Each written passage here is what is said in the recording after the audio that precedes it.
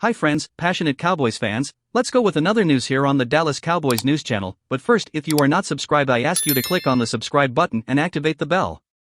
No negotiations. No rotation. What is the Dallas Cowboys' excuse for not being able to trade at the NFL deadline? The NFL trade deadline arrived on Tuesday without the Dallas Cowboys making any moves. This is neither good nor bad. Moves for the sake of moving accomplishes little, no matter what the club do something, think. But the Cowboys seem to be leaking some kind of spin, trying to sell the twisted logic that they couldn't/didn't need to make a trade to improve because, well, they already made trades to improve last spring and last winter. In this space? No negotiation is now a fact. And no rotation either. In a Dallas news story titled, "Don't Be Fooled by Dallas Deadline Inaction." The Cowboys made their changes months ago. The local paper appears to be making the Cowboys' case that the deadline changes were unnecessary and avoidable because of previous moves made by the club, including giving up a 6th-round pick last year for Jonathan Hankins, then giving up a 5th-round pick in March for cornerback Stephon Gilmore, and in March giving up a 5th and a 6th-round pick for receiver Brandon Cooks, and in August giving up a 4th-round pick for quarterback Trey Lance. The paper's summary: why didn't the club make a comparable move before Tuesday's deadline?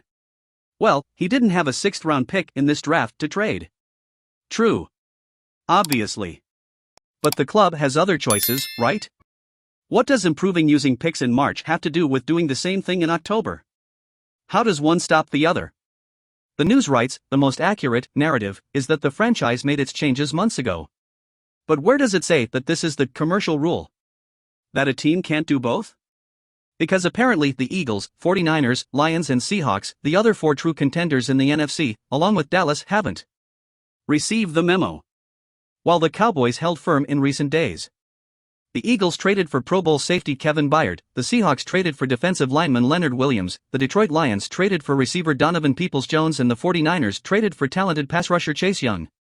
Given the memo, how did the Eagles do this, but also, using the same calendar the Cowboys are using, in recent months traded for pass rusher Robert Quinn, standout safety Chauncey Gardner-Johnson and superstar receiver A.J. Brown? How come during that same period the 49ers traded for pass rusher Randy Gregory and superstar running back Christian McCaffrey? How come the Lions were involved in trades that included names like DeAndre Swift, T.J. Hawkinson and Jameson Williams? How did the Seahawks, days before the Williams trade, sign pass rusher Frank Clark? How come the buzz around here is that no one would trade an offensive lineman but the Jaguars got one from Minnesota in Ezra Cleveland, or that the price was too high on cornerbacks but the Bills got one in Rasul Douglas from the Packers? Are we saying that Dallas should have participated in that at any cost shopping spree? The price was